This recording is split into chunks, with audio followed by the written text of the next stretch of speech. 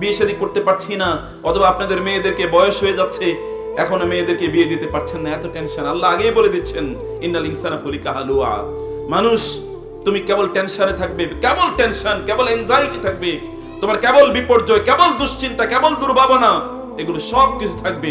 বাঁচার একটাই মাত্র উপায়, তা হচ্ছে ইল্লাল মুসাল্লিন আল্লাযীনা হুম আলা সালাতিহিম দাঈমুন, যারা তাদের নামাজের, মুসল্লিরা ছাড়া যারা তাদের নামাজের মধ্যে অব্যাহত আছে। একবার কেবলমাত্র পড়লো জুমাবারে, এরকম অনেক মুসলমান আছে কেবলমাত্র জুমাবারে নামাজ পড়ে, আছে কিনা? বুঝেন নাই কথা? কেবল জুমায় নামাজ পড়ে, আছে কিনা এরকম? কেবল এমন মুসলমান আছে কেবলমাত্র সে হয়তোবা সকালবেলা নামাজটা পড়ে, অথবা দুপুরের নামাজটা পড়ে, অথবা ঈদের দিনের নামাজটা পড়ে, অথবা এক বেলা দুই বেলা পড়ে, এরকম অনেক মুসলমান আছে কিনা? প্রিয় ভাইরা, রাসূলুল্লাহ সাল্লাল্লাহু আলাইহি ওয়াসাল্লাম বলেছেন, বাইনাল ঈমানি ওয়াল কুফরি ওয়াশ শিরকি তারকুস সালাহ। ঈমান, কুফর এবং শিরকের মধ্যে মূল পার্থক্যটা তৈরি করে দেয় হলো সালাত। মূল পার্থক্যটা তৈরি করে দেয় কি? সালাত। আব্দুল্লাহ ইবনে শাকীক রাদিয়াল্লাহু তাআলা তিনি বলছেন, আমরা সাহাবীরা আমরা কোন জিনিসকে পরিত্যাগ করাকে কুফরি মনে করতাম না, ইল্লা সালাহ। কুন্না আসহাবুন নবী সাল্লাল্লাহু আলাইহি ওয়াসাল্লাম, আমরা রাসূলের সাহাবীরা কোন জিনিসকে তারকুহু কুফরুন ইল্লা সালাহ, কোন জিনিসকে প্রত্যাখ্যান করা, ছেড়ে দেয়া, এটাকে কুফরি মনে করতাম না সালাত ছাড়া। সাহাবীদের যুগে কেউ কোন মুসলমান নামাজ পড়ে না, এটা ভাবাও যায় না। কিন্তু আমাদের যুগে মুসলমান কিন্তু নামাজ পড়ে না, এরকম আছে কিনা বলেন তো? আছে কিনা? আপনার কথা বলেন না কেন, ঝিমিয়ে গেছেন নাকি? এরকম আছে কিনা?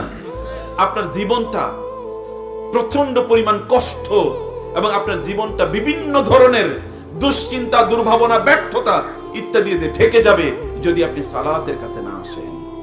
আল্লাহ তাআলা এজন্য বলেছেন, ইল্লাল মুসাল্লিন, নামাজ একবার দুইবার পড়লে হয় না, আল্লাযীনা হুম আলা সালাতিহিম দাঈমুন, যারা তাদের নামাজ অব্যাহতভাবে পড়ে। এবং এই সূরার সর্বশেষের দিকে আবার আল্লাহ তাআলা বলেছেন, ওয়াল্লাযীনা হুম আলা সালাতিহিম ইউহাফিজুন। এবং সূরাতুল মুমিনুন আল্লাহ তাআলা একই কথা বলেছেন। সফলতা তো কেবল কাদের জন্য? নামাজীদের জন্য। কদ আফলাহাল মুমিনুন আল্লাযীনা হুম ফি সালাতিহিম খাশিউন, কেবলমাত্র সফল হবে মুমিনরাই যাদের সালাতের মধ্যে তারা হচ্ছে প্রচন্ড বিনয়ী, এবং সালাতের মধ্যে তারা প্রচন্ড আন্তরিক, সালাতের মধ্যে তারা কেবলমাত্র আল্লাহ সুবহানাহু ওয়া তাআলাকে তারা স্মরণ করে, অন্য কোনো কিছু না। প্রিয় ভাইরা, সম্মানিত বোনেরা, সালাত এটি কি? আপনার নবী যখন তার মৃত্যু শয্যায় আছেন, তখন তিনি কেবল বারবার উচ্চারণ করেছেন, as-সালাত as-সালাত ওয়া মা মালাকাত আইমানুকুম, হে আমার উম্মাহ, হে আমার উম্মাহ, তোমরা সালাত পরিত্যাগ করো না, খবরদার, খবরদার। فخلف من بعدهم خلف أضاعوا الصلاة واتبعوا الشهوات فسوف يلقون غيا إلا من تاب وآمن وعمل عملا صالحا فأولئك يدخلون الجنة ولا يظلمون شيئا। সূরা মারইয়াম আল্লাহ তাআলা বললেন, ফাখালাফা মিন বাদিহিম খালফুন, রাসূলকে আল্লাহ তাআলা জানিয়ে দিচ্ছেন, জিবরিল আসলেন এই আয়াতটি নিয়ে। ফাখালাফা মিন বাদিহিম খালফুন, একটা জেনারেশন আসবে, একটা প্রজন্ম আসবে, একদল লোক আসবে, তারা মনে করবে তারা নিজেরা মুসলিম, কিন্তু আদাউস সালাত, তারা নামাজকে পরিত্যাগ করবে, নামাজকে তারা ধ্বংস করে দেবে। ওয়াত্তাবাউ শাহওয়াত, এবং তাদের মনে যা চায় তারা তাই করবে।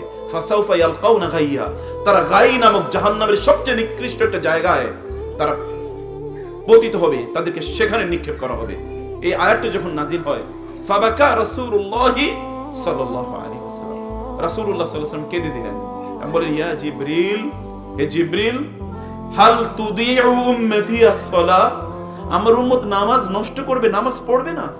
তিনি ভাবতে পারেন না আমার উম্মতের মধ্যে কেউ এরকম থাকবে যে সে নামাজ পড়বে না।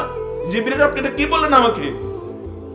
রাসূলুল্লাহ সাল্লাল্লাহু আলাইহি ওয়াসাল্লাম অবাক হয়ে গেছেন, তিনি কাঁদছেন। ফাবাকা রাসূলুল্লাহ, রাসূল কাঁদলেন যে সালাত পরিত্যাগ করবে, এটা কেমনে হয়, এটা কিভাবে সম্ভব, লোকেরা নামাজ পড়বে না?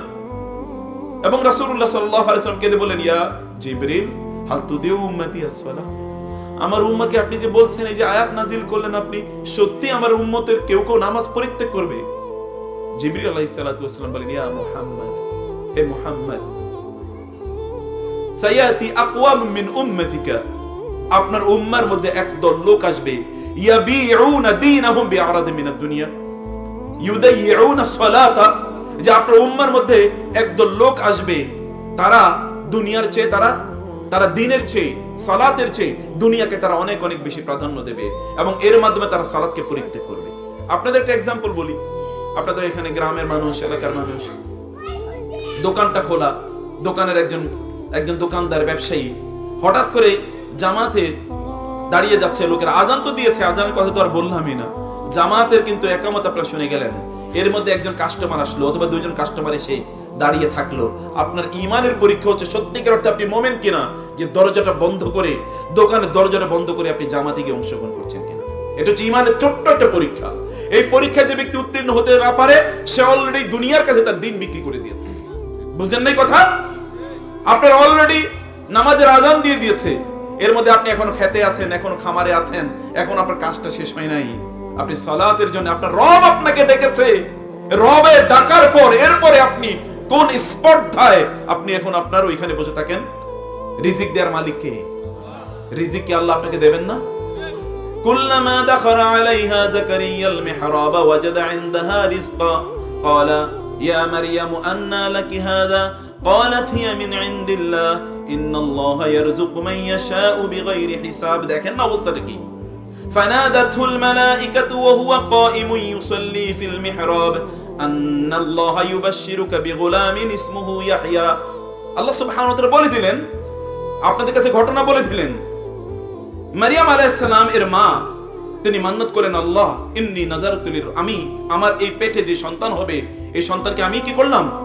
আপনার জন্য আমি মান্নাত করে দিলাম, আমি আপনার জন্য ওয়াকফ করে দিলাম, আপনার জন্য, আপনার যে বাইতুল মুকাদ্দাস, আপনার যে ঘর, এই ঘরের সেবা করার জন্য আমি তাকে ওয়াকফ করে দিলাম।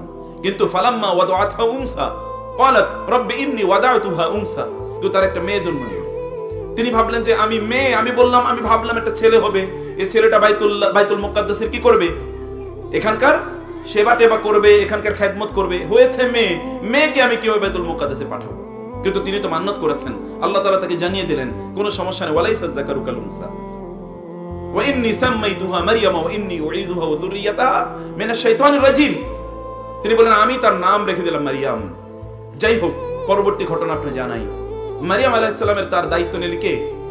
ফাতাকাফফালাহা যাকারিয়া, তার খালু যাকারিয়া আলাইহিস সালাম দায়িত্ব নিলেন মারিয়ামের জন্য বাইতুল মুকাদ্দাসের একটি কর্নার, একটা ছোট্ট একটা ঘরের একটা রুমের মতো তৈরি করে দেয়া হলো, সেখানে তিনি থাকেন এবং বাইতুল মুকাদ্দাসের ঝাড়ু টাড়ু দেয়া ইত্যাদি কাজ তিনি করেন, পরিষ্কার পরিচ্ছন্নতার কাজ করেন, আর রাত দাঁড়িয়ে দাঁড়িয়ে ওখানে তিনি সালাত আদায় করেন। এই মারিয়ামের জন্য ছোট্ট একটা পিচ্ছি একটা মেয়ে, এই মেয়ের জন্য খাবার নিয়ে আসে তার খালুকে নিয়ে আসবে, একটাই মাত্র ছেলে, পুরুষ বংশে, আবার তিনি নবী, ওই সময়ের দায়িত্ব তো তাকে ছাড়া আর কাউকে দেয়া যায় না, অতএব তাকেই দায়িত্ব দেয়া হলো, তিনি সেখানে খাবার নিয়ে আসবেন তার জন্য। কিন্তু যখনই কুল্লামা, এটা আপনাদের বুঝতে হবে আরবি, কুল্লামা মানে হয় নেভার, যখনই প্রতিবারই, কুল্লামা দাখালা আলাইহা যাকারিয়া ফিল মিহরাব, যখনই যাকারিয়া তার কাছে যান ওই মেহরাবে, যেখানে তিনি থাকতেন, যেখানে তিনি সালাত আদায় করতেন, মারিয়াম ওয়াজাদা ইনদাহা রিজকা, সেখানে গিয়ে দেখতেন ফল ভর্তি, সেখানে কি ভর্তি? খাবার ভর্তি, ফল। ক্বালাত ইয়া মারিয়াম, ক্বালা তিনি বললেন ইয়া মারিয়াম, আন্না লাকি হাযা, কোত্থেকে খাবার আসলো? খাবার তো নিয়ে আসি আমি, অন্য তো কেউ তো তোমাকে খাবার দেওয়ার কথা না। ক্বালাত হিয়া মিন ইনদিল্লাহ, তিনি বলেছেন এটা কার পক্ষ থেকে এসেছে?